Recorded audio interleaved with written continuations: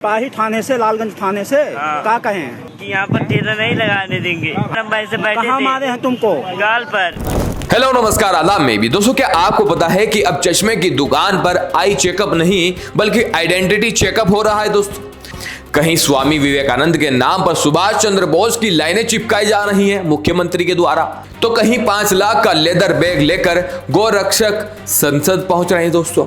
आज के एपिसोड में बात करेंगे कि कैसे एक विज्ञापन पर बवाल खड़ा हो गया दोस्तों, कैसे एक मासूम का ठेला पलटने से सिस्टम का चेहरा पलट गया और क्यों संसद में महिला आरक्षण के नाम पर डिलिमिटेशन का गेम खेला गया है दोस्तों। कुर्सी की पेटी बांध लीजिए क्योंकि आज सच की कड़वाहट में थोड़ा तंज का तड़का भी लगने वाला है। तो चलिए शुरू करते हैं, बस आखिर तक बने रहिएगा। शुरुआत करते हैं चश्मे से, पर यहां नजर कम और नजरिया ज्यादा खराब लग रहा है दोस्तों। सोशल मीडिया पर एक वीडियो वायरल है जहां नाजिया इलाही खान, जो खुद को बीजेपी माइनॉरिटी लीडर कहती हैं, लेंसकार्ट के एक कर्मचारी को बुरी तरह डांट रही है। हिजाब यूज कर सकता है तो क्या मतलब है, शरिया लागू करवाना है क्या? मुसलमानों ने तो पाकिस्तान ले लिया, अब यहाँ क्या खरीदना है भाई? अगर आपको कंपनी की पॉलिसी या मालिक से दिक्कत है तो उनसे लड़ो ना। उस बेचारे कर्मचारी ने क्या बिगाड़ा है जो अपनी रोटी कमाने के लिए वहां खड़ा है। देशभक्ति का चश्मा पहनना अच्छी बात है, पर उसे पहनकर दूसरों को अंधा समझना गलत है। लोग अब पूछ रहे हैं सेवा है या सिर्फ कैमरा के सामने का क्लेम। बात लेंसकार्ट की निकली है तो एक कदम और आगे बढ़ते हैं। अब कुछ संगठनों के लोग शोरूम में घुसकर स्टाफ को तिलक लगा रहे हैं बजरंग दल के और वीडियो बना रहे हैं। कंपनी बंद करो, जय श्री राम। सभी हमारे भाई हिंदू होंगे, है ना? कलावा भी बांधेंगे और तिलक भी लगाएंगे। जय श्री राम। तर्क दिया जा रहा है कि ड्रेस कोड के नाम पर भेदभाव हो रहा था, लेकिन सवाल यह है कि क्या किसी शोरूम में घुसकर इस तरह की एक्टिविटी करना कानूनी सही है? अगर सबको अपने हिसाब से ही न्याय करना है तो भाई अदालतों पर ताला लगा दो। आस्था दिल में होती है, किसी के माथे पर जबरदस्ती कैमरा चलाकर नहीं थोपी जाती है। अब बात करते हैं जनरल नॉलेज की। यूपी के मुख्यमंत्री योगी आदित्यनाथ जी ने एक जनसभा में जोश जोश में कह दिया कि स्वामी विवेकानंद ने कहा था कि तुम मुझे खून दो, मैं तुम्हें आजादी दूंगा। स्वामी विवेकानंद ने कहा था तुम मुझे खून दो, मैं तुम्हें आजादी दूंगा। अब भाई इतिहास की किताबें रो रही होंगी, क्योंकि ये नारा तो नेताजी सुभाष चंद्र बोस ने 1944 में दिया था। अब समर्थक कह रहे हैं कि ये सिर्फ जुबान फिसलना होगी, पर ट्रोलर्स कह रहे हैं कि जब आप इतिहास बदलने की बात करते हैं तो कम से कम इतिहास याद तो रखिए। सियासत में बिन बुलाए मेहमान बनना भारी पड़ सकता है। बीजेपी के डॉक्टर संबित पात्रा एक मीटिंग में पहुंचे जहां शायद उनकी जरूरत नहीं थी। वहां टशन दिखाने की कोशिश की तो सामने वाले ने सीधा हाथ से माइक ही छीन लिया।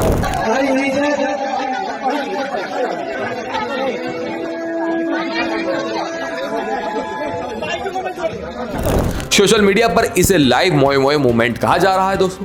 पात्रा जी अक्सर टीवी डिबेट में दूसरों को चुप कराते हैं, पर यहां तो खुद ही म्यूट हो गए। सबक यह है कि हर जगह एंट्री धमाकेदार नहीं होती, कभी कभी एग्जिट भी हो जाती है। एक जर्नलिस्ट ने हाल ही में बड़े बेबाक बयान दिया। उन्होंने कहा सिद्दीकी कप्पन और जुबैर जैसे पत्रकार सिर्फ इसलिए जेल गए क्योंकि उनकी पहचान एक खास समुदाय से थी। बड़े मुसलमान दोस्त पत्रकार हैं और वो जेल गए हैं, और शायद मैं यहाँ खड़ा हूँ क्योंकि मैं हिंदू हूँ और अपर कास्ट हिंदू है, कोई शर्म नहीं। उन्होंने ये भी माना कि वो खुद हिंदू पहचान की वजह से कई बार गिरफ्तार होने से बच जाते हैं। ये सुनने में कड़वा है पर सोचने पर मजबूर करता है दोस्तों। क्या कानून अब नाम देखकर काम करेगा? अगर कलम की धार धन देखकर तय होगी तो लोकतंत्र का चौथा खंभा दीमक चाट जाएगा। असम की राजनीति में मदरसा एक बड़ा कीवर्ड बन चुका है। वहां की सरकार ने दावा किया कि एक ही दिन में 600 मदरसे बंद कर दिए गए हैं। मुख्यमंत्री का कहना है कि वो शिक्षा का आधुनिकीकरण करना चाहते हैं। 600 मदरसा एक दिन में मैंने बंद किया। असम में बीजेपी का सरकार आया, मैंने बोला मदरसा बंद करो, हमें डॉक्टर और इंजीनियर बनाना है, हमें मुल्ला नहीं बनाना है। लेकिन आलोचक पूछ रहे हैं कि क्या विकल्प तैयार है? स्कूल बनाना अच्छी बात है, पर क्या पुराने ढांचों को हटाकर शिक्षा का स्तर सुधरेगा या ये सिर्फ एक पॉलिटिकल मैसेजिंग है, वोट लेने की, एक तरीके से चुनाव जीतने की? विकास का रास्ता सबको साथ लेकर चलता है या सिर्फ ताले लगाकर? राजस्थान के बालोतरा में पीएम मोदी एक रिफाइनरी का उद्घाटन करने वाले थे। तैयार या भव्य थी, टेंट लग चुके थे, लेकिन उद्घाटन से पहले ही वहां भीषण आग लग गई। अब कहा जा रहा है कि रिपेयरिंग में महीनों लगेंगे। ये वाकई दुखद है, पर साथ ही ये सवाल भी उठता है कि इतनी बड़ी प्रोजेक्ट्स में सेफ्टी चेक्स में चूक कैसे हुई? कहीं जल्दबाजी में उद्घाटन का प्रेशर तो भारी नहीं पड़ गया वोट के चक्कर में, क्योंकि इलेक्शन है। और अब एक बड़ी खबर जिसे शायद मीडिया ने खुमा कर दिखाया दोस्तों। 17 अप्रैल को संसद में जो बिल गिरा वो महिला आरक्षण नहीं बल्कि डिलिमिटेशन यानी सीटों के पुनर्गठन से जुड़ा हुआ था। पीएम मोदी ने मन की बात में विपक्ष को महिला विरोधी बताया, लेकिन रिकॉर्ड्स कहते हैं कि विपक्ष ने उस बिल का विरोध इसलिए किया क्योंकि सरकार महिला आरक्षण को जनगणना और डिलिमिटेशन की आड़ में अटकाना चाहती थी। 12 साल में पहली बार मोदी सरकार कोई संवैधानिक संशोधन पास नहीं करा पाई। ये हार सिर्फ आंकड़ों की नहीं, भरोसे की भी थी दोस्तों। अब बात करते हैं उस यूपी की जहां का सिस्टम बाबा के राज में टाइट होने का दावा करता है। बस्ती जिले में एक गरीब किशोर अपना ठेला लगाकर रोजी रोटी कमा रहा था। सब इंस्पेक्टर शैलेंद्र सिंह आए और उसे ठेला हटाने को कहा, लेकिन जैसे ही बच्चे ने थोड़ी सी देरी की, साहब ने वर्दी की गर्मी दिखाते हुए उसे बेरहमी से पीट दिया।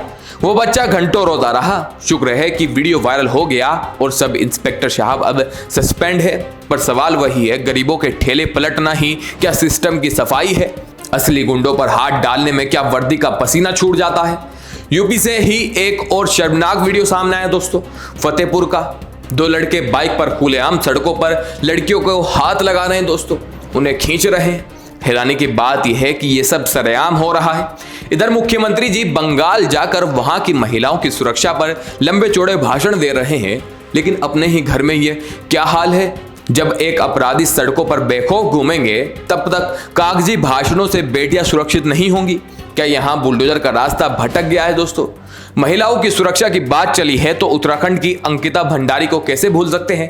19 साल की उस बेटी को इसलिए मार दिया गया क्योंकि उसने एक वीआईपी गेस्ट को खास सर्विस देने से मना कर दिया था।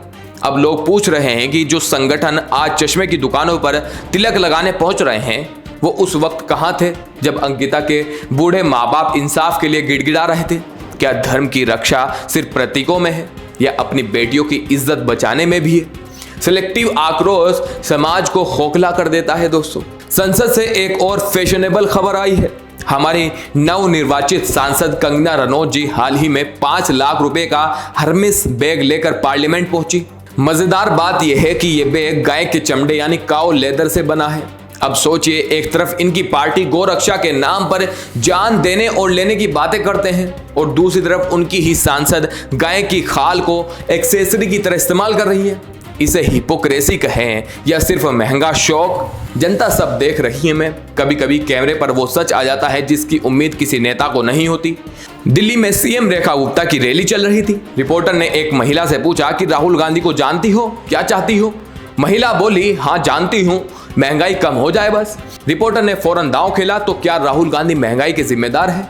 महिला का जवाब सुनिए कि नहीं, जो स्टेज से भाषण दे रहा है जिम्मेदार वो है। राहुल गांधी जी को जानती हैं आप? हाँ। क्या उनको क्या बोलना चाहिए? महंगाई कम करो। महंगाई किसके वजह से बढ़ रही है? राहुल गांधी जी की वजह से। देखो भाषण दे रही, जो भाषण दे रही है उसकी वजह से महंगाई बढ़ रही है। इसे कहते हैं ग्राउंड रियलिटी। प्रोपेगेंडा की दीवारें अक्सर आम आदमी की समझ के सामने गिर जाती हैं दोस्तों। लेकिन दोस्तों, सिस्टम में सब कुछ बुरा नहीं है। मिलिए डीएसपी सुचिता सिंह से।